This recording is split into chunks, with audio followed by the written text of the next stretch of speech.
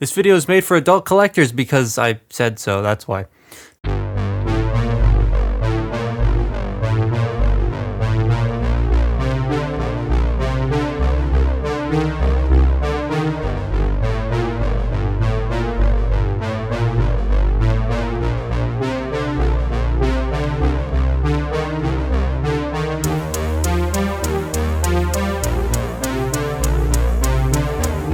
Why do bike transformers always have to be this? The last few bike transformers bigger than Legends that we've gotten were more complex than they needed to be.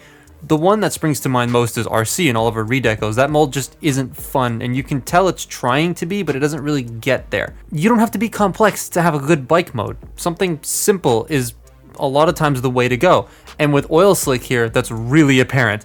This bike mode is killer. It's like a chopper style thing covered in lockdown spikes and a friggin' skull for a hood ornament. It's a long vehicle too. It's a deluxe and it's longer than some Voyagers just by a bit, which is really nice. It also feels good. Animated plastic has this feel to it where it doesn't feel premium, but it also feels very sturdy. Like, it's not gonna win any awards for how nice and lush it feels, but I could drop this off a balcony and it won't break. But Animated had some things with its rubber parts, at least in my experience. The handlebars here on mine are a bit out of shape because of that, and that's kind of annoying. You could see that as well in my Lugnut video, which you should check out, by the way, links in the description, where his like little wing flaps were all misshapen because they were rubber and they bend out of shape so easily. This does make me want to get locked down though at some point because I've never had that mold. I kind of want the gold version, the Takara Adventures one, I think it was. It was only available for a short amount of time, but it still looks really cool and I kind of want that one. I like the toxic colors. The green and the gold just work very well together to kind of give off that sort of,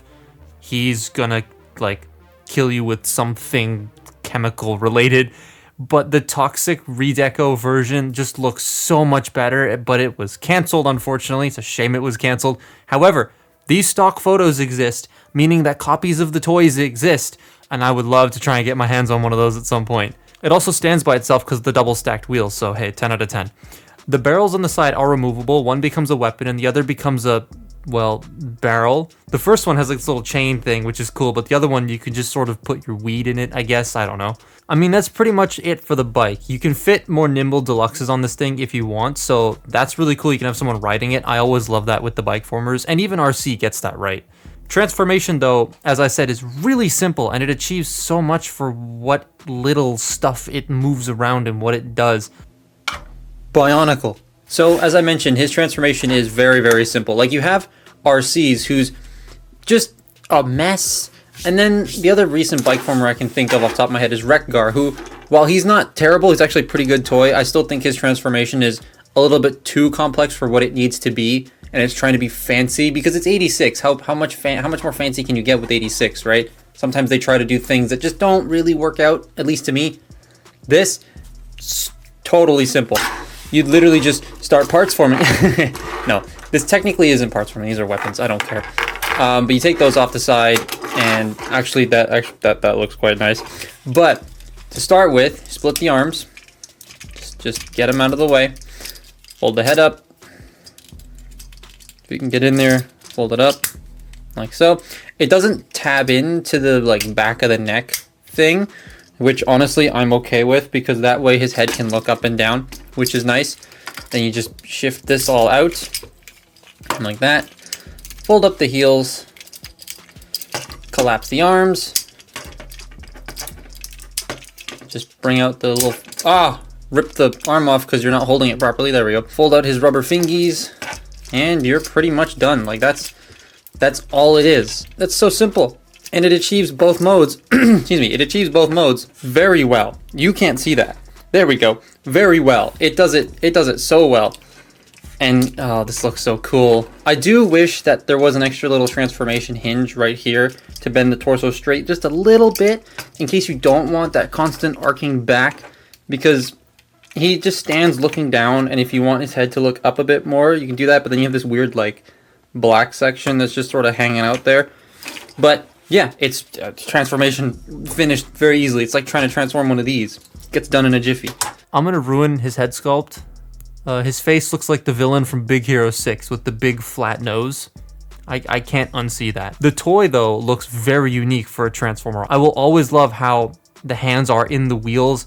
I love when Transformers do that. I think that's just a cool thing, like barricade and stuff, sideways.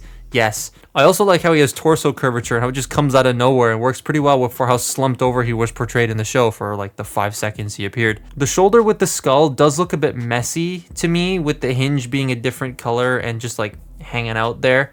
It's my only real issue with this guy's aesthetic though. Mine is a bit loose and he is missing some modern day articulation, but that's still not bad. He's also tall, like very tall. Now, his articulation might seem a bit lacking at first. There's no clear bicep swivels and all that sort of stuff, but it's not. Now, one thing I forgot to mention in the scripted part of this video, there was a potential to have slime in his head, and then it changed to water, the idea, and then they didn't put anything in the head, according to the wiki, because of safety concerns during shipment, but that would have been neat to put like slime in his head. But you can rotate it side to side. I believe it does too. Yeah, it does do a full 360.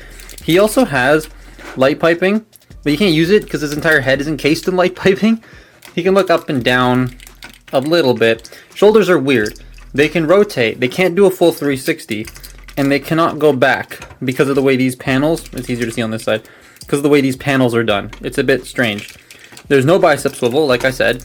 Shoulders can go out, and you got all these like hinges to work with to make them go out. Now, to remedy the bicep swivel, the elbows are on a hinge. Now that hinge is for that like secret third mode that you would have seen in a shot at some point, but you can bend the arms in. So he does have an inward swivel, faux swivel, which I like. I like how they were able to still include that because these arms are so thin that at the time they probably couldn't figure out a way to do it. So that's nice. The thumb is on a ball joint and the fingers can bend in and out. He's out of focus. There we go. I do wish the hands could rotate down a little bit because they're constantly at this angle. But, oh well. That probably would have played hell with the wheels. Hips are on ball joints, so you can move them around. He's got a thigh swivel. He's got a very, very deep knee bend because of how the transformation works. And the feet can go up and down. Love that. And because they're rounded, you don't really need an ankle pivot because it looks the same and is stable throughout. So, it doesn't need one. All it's really missing is a waist joint. But, like, it's oil slick. You see him for a few seconds. What kind of dynamic pose are you going to get him in other than him holding his little chain thing? Because this doesn't actually, stay. He can hold his barrels. Kind of wish they could combine into something to make the flail even more deadly, but They can store on the legs too, like they were in alt mode, so that's nice. It's just a cheap, fun toy. You can get this for pretty cheap used. I paid like, I think 20 bucks for this. And if you can find it for like 30 max, I would highly recommend it. It's a lot of fun, really solid, and it's animated. What's not to like?